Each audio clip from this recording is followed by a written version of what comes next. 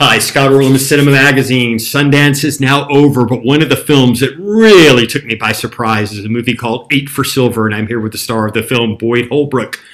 Obviously, Boyd, Sundance is, I don't want to say formulaic, but they have a certain type of movie. This threw me for a loop. How interesting was that for you to have this type of movie at the film festival? It's always nice to have a fresh take on anything. And I think that's what Sean's been able to do with this film, take an old folklore and reinvent it, freshen it up for a bit, and to entertain you. I think it's a film that really engages you and keeps you on the edge of your seat. What I really liked about it is, as you said, it kind of reinvents a bit of a genre, because we've seen werewolves in many incarnations in cinema before. But here they're emissaries of revenge. I thought, that's pretty cool. Yeah, and revenge, they must get. I think you're rooting for the curse in this a little bit. Absolutely, after some of the scenes of just being, thrown off their land, and without giving away too much. But yeah, I think you're really rooting for them. What did you know about these type of gypsy curses previously before going into this movie? I didn't do a ton of research on gypsy curses, so to say. But what this was originally based upon was the Beast of Javedon from 1754. I may have the dates off a couple of years, but there was a beast, an unknown animal that came into this, and it's well documented, and it killed hundreds and hundreds of people in the area, and they just could not ever really track down what this was. So that's where our director, Sean Ellis, he took this and reshaped it for our film. Obviously, during the course of this movie, I don't want to give too much away, but your character interacts with it. What forms of or frames of reference they have for you as an actor? Because I'm presuming they didn't really hire a beast to get out there and be on screen. It may have been the most well-paid actor on set, because they just did so. They really invested so much into this. They had a huge special effects team out of Paris that was doing like a puppeteering effect, and then there was also, I think, post-production done on some of the CGI. But yeah, it wasn't. It was very interactive. I had a whole creature to work with every day. So yeah, it was definitely live and in camera. What I love too about these movies, when they have kind of not origins, but they kind of take us back to the beginnings of certain medical practices.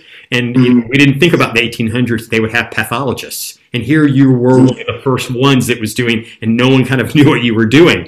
But did you know what you were doing? I mean, is there something scientific in you that you understood the concept? Yeah, I think that's the great thing that you're pointing out. You forget how brutal and raw things are.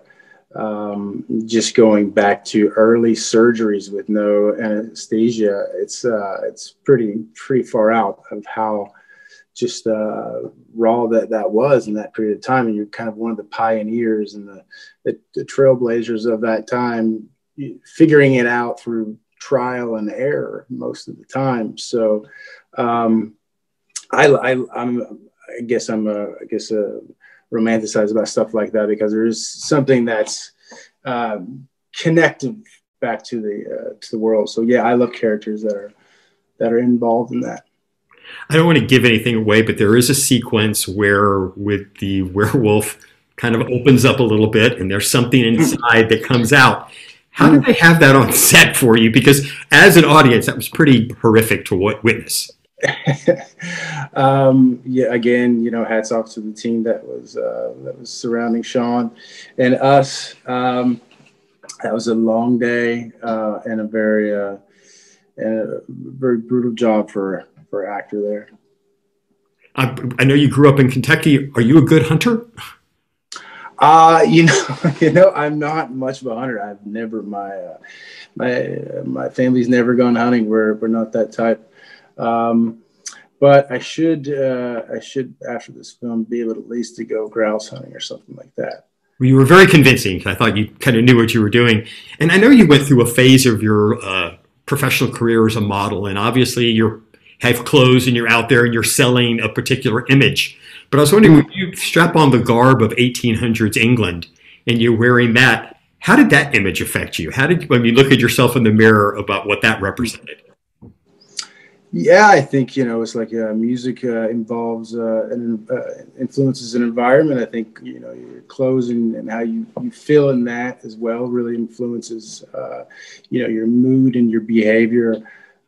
So we had a really talented crew, Madeline Fontaine out of Paris, who was making all these costumes. And once you're shooting out in location out in, southern France, we're actually shooting near Sean's hometown. And it all lends itself to a certain environment where everything is fitting into place organically. So I think it's very important, and I think it really influences how the story is told and portrayed. I mean, obviously the element of mythology and superstition kind of weaves its way through here. Are you superstitious at all? Do you believe in like old wives' tales or stories like that? I don't. I like to say I don't believe in coincidences. So maybe you know what I mean. But yeah. I guess I would say what I am. When we first meet your character, he is an older man, and then we kind of go through a flashback. You get to go through a makeup process, or was that another actor? No, yeah, that's me. I think that process was about 3 to 4 hours. They did a fantastic job on that. But yeah, that was me. Did you look like somebody in your family when you saw yourself in the mirror? I really think it's fun to, dance. I think it's pretty funny. Off camera, it's hard to take yourself so serious when you look like a 95-year-old feeble man, but of course you still have the the mechanics of a 30-year-old. So just fooling around, goofing around on set, that for me makes the job. When you're able to kind of find a balance between playing these scenes that are intense, and you're focused and you're locked in and you're creating that craft, but then when cameras go cut, you can actually find some sort of balance there and goof around with everybody else. I just didn't know if you saw kind of like my grandfather. I didn't know if you would see some type of familial resemblance or something. Yeah. After all the makeup. Well, Boyd, I can't thank you enough. The film is called 8 for Silver. It's going to be coming your way soon. And this is Scott. Till next time. Thanks.